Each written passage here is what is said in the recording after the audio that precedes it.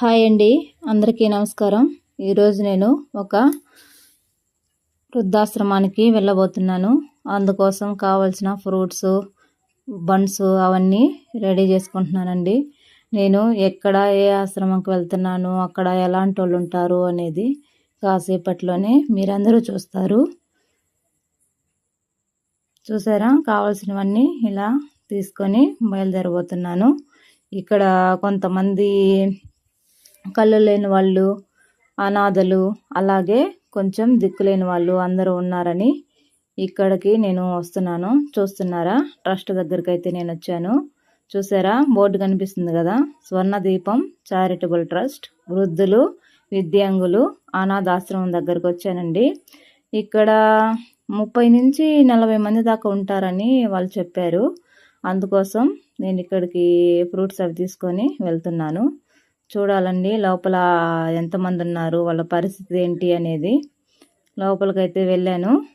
అక్కడ కొంతమంది ఇలా ఉన్నారు. చూసారా, ఇది అందరూ అనాథలు, పెద్దవాళ్ళు అందరూ ఉన్నారండి దీంట్లో. అతనికైతే ఇస్తున్నాను కదా, ఆయనకి కళ్ళు లేవండి. ఇక్కడ ఈవిడ వంట అది చేస్తూ ఉంటారంట.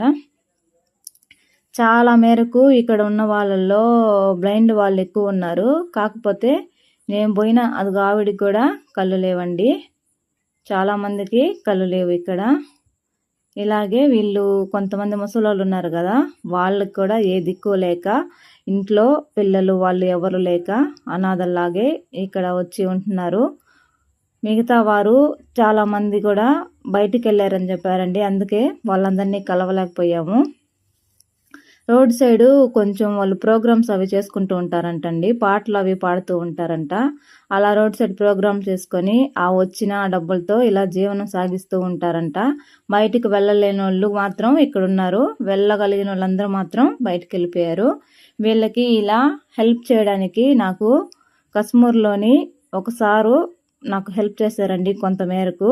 ఎలిమెంటరీ స్కూల్లోని రవిచంద్ర గారు హెచ్ఎం సార్గా పనిచేస్తున్నారండి. ఆయన ఒక 500 రూపాయలు నాకు ఇచ్చి, వీళ్ళ కోసం నేను ఇలా వెళ్తున్నాను అని చెప్పిన తర్వాత ఆయనకు తోచిన సహాయం ఆయన ఇచ్చి వాళ్ళకి ఏదన్నా హెల్ప్ చేయమని చెప్పారు.